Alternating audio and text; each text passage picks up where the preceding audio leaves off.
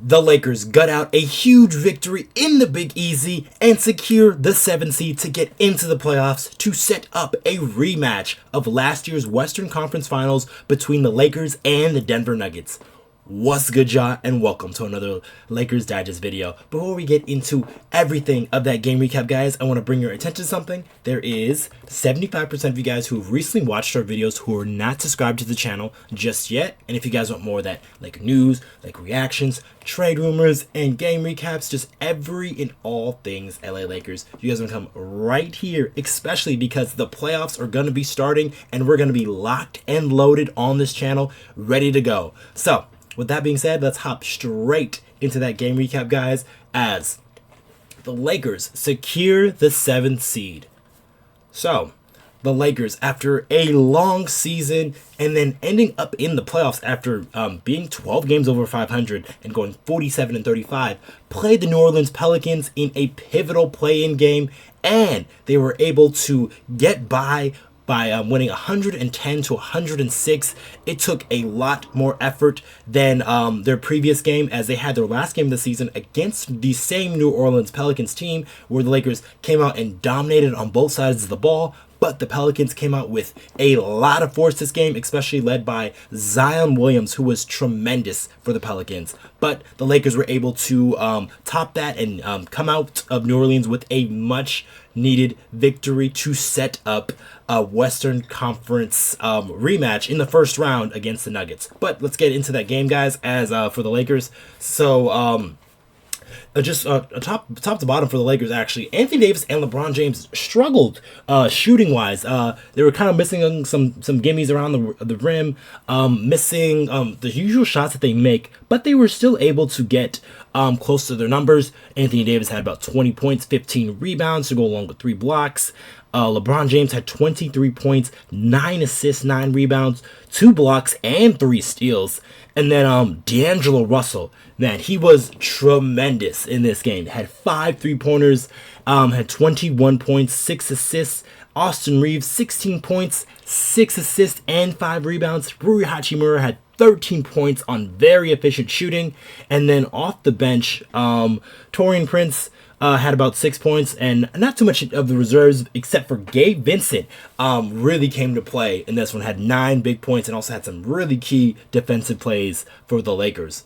But the Lakers were able to get a victory here, and it really they really had to bring their effort from jump, because the New Orleans Pelicans really came out very forceful. They had an 8-point lead at the end of the first quarter, but the tide of the game really changed in that second quarter, at the start of the second quarter, where the Lakers went on a 12-0 run and essentially never really gave the lead back, as the Pelicans did tie the game throughout and they did have the runs there. But then that run right there was very crucial for the Lakers, and the 5 guys they had on the floor, Gabe Vincent, D'Angelo Russell, Taurean Prince, LeBron James, and Jackson Hayes, really played extremely well. And Gabe Vincent was a big reason why he had a couple of big shots during that run to help the Lakers really take that lead. And then it kind of moved more into that third quarter where the Lakers had the lead. But then Zion Williams for the Pelicans, he was tremendous. He had 40 points in this one, and he's a guy that doesn't take 3-pointers, so that is very impressive. So he had 40 points, had 11 rebounds, and 5 assists. And not much of his teammates didn't really come to help him too much, as Brandon Ingram only had 11 points on 4 for 12 shooting. CJ McCollum really struggles with 4 for 15 shooting. And then off the bench, Trey Murphy did hit a couple of threes, and then Jose Alvarado played some very big minutes, as he was able to impact the game on both sides of the ball. He had 10 points, 7 assists, and then also Larry Nance Jr. as well. But it just wasn't enough for the Pelicans, as like I said, Zion Williams was a big reason why they were able to stay in that game, because he was really getting downhill and really enforcing his real will. He was just using his strong physique and really blowing right through Laker defenders and players. When LeBron James was mostly guarding him, LeBron was able to keep him at bay, but Zion was still able to find some maneuvers, get some really nice plays throughout the way. But it just wasn't enough. And the Lakers were making winning plays throughout as LeBron James took a huge charge in the middle of some of those Pelicans runs. And also he took another one, I think it was on Herb Jones, where they were able to turn the tides with those games, with those charges. And when a guy like LeBron James is taking charges in year 21, you know how important this game is to them. And the Lakers really showed that as they were able to get out of here with a win. But a big reason why the Lakers had their victory, not because of LeBron James and Anthony Davis, it was actually because of their role players coming up big. So the Laker role players had a tremendous game as all of the guys who were really played some minutes really affected the game in a positive manner. And if we just look back at those stats for the Lakers, as really I want to start with D'Angelo Russell, who was tremendous with his shot making. And we also got a D'Lo who was just talking trash. He was really getting into it with some of the New Orleans Pelicans fans, and even Jose Alvarado, who they both pick double technicals up at one point in the game. But D'Angelo Russell was really in his bag and really talking that talk, as some would say. So he was tremendous. Austin Reaves was really great, not only just on the offensive end, but on the defensive side of the ball, because it was the main assignment for CJ McCollum, so he had to guard him, but he really kept him at bay. Only shot 4 for 15, like I said, CJ McCollum did. And then off the bench, which was really got me excited, was Gabe Vincent. Gabe Vincent, who hasn't really shown any offensive value whatsoever, but the defense has been pretty nice in the few games that he's played for the Lakers. But he had 9 big points for the Lakers. He had a couple of threes that I talked about in that run earlier that really helped the Lakers push the lead. And then he also had a nice 3-point play, I believe, there in that third quarter where he was able to get to the rim and get a foul. But he had a very nice game, and it was very nice to see, because if a guy like Gabe Vincent, that can give the Lakers another weapon they can use on the point of attack, and to help chase him around some of these like shooters like he was doing as well, providing that defense on guys like CJ McCollum, providing some of that help on guys like a Trey Murphy. So Gabe Vincent being able to do some of these things is a really big development in the Lakers in this game here. Not only on top of the fact that they had a great play from their role players. Hachimura, like I said, he was very efficient for them, really taking smart shots. That's really what I really like about Hachimura. He really does take good shots. There isn't really a time where really Hachimura takes very ill-advised or bad shots. And if he does, he usually makes those mid-range shots because he's very cash from them.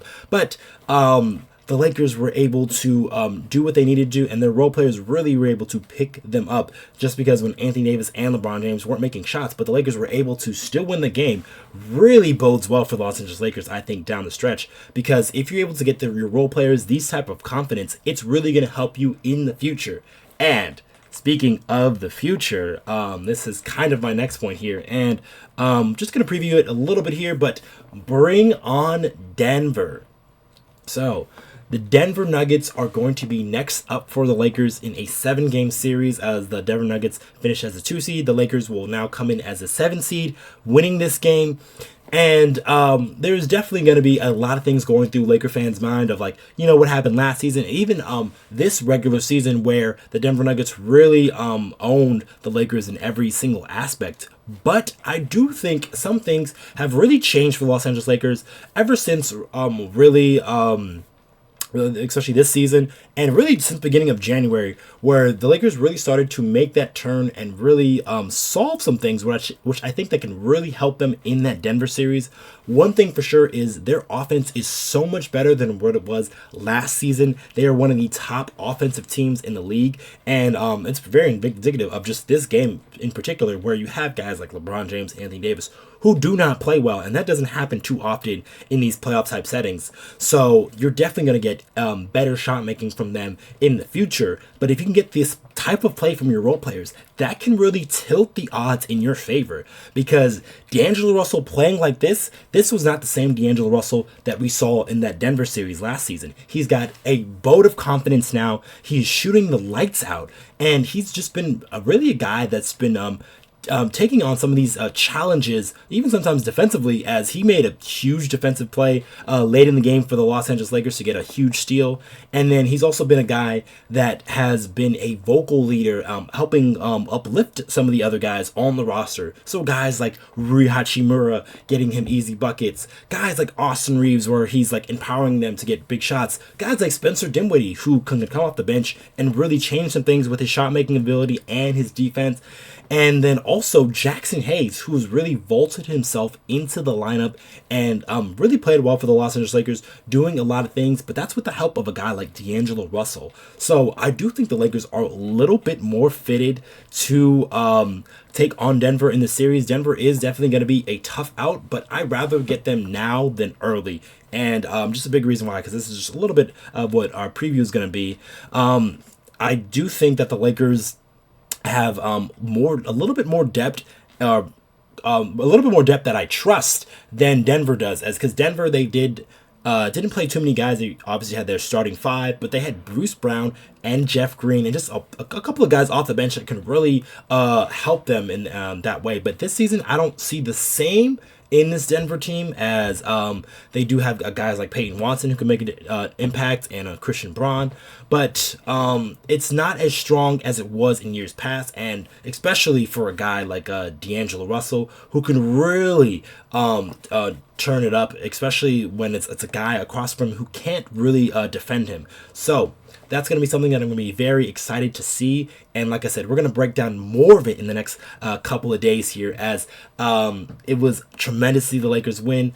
And just let us know what you guys think in the comments down below of what you think the Lakers can do in the series against the Nuggets. And how do you think some of the role players have really fared, and how do you think they can fare in the next series? Guys like D'Lo, guys like Gabe Vincent, Spencer Dinwiddie, Rui Hachimura, Jackson Hayes. How do you think all of these guys can help the Lakers really vault themselves in the next series? Let us know what you guys think in the comments down below. I have been your host, Okechi Apakama, and I'll catch you guys on the next one.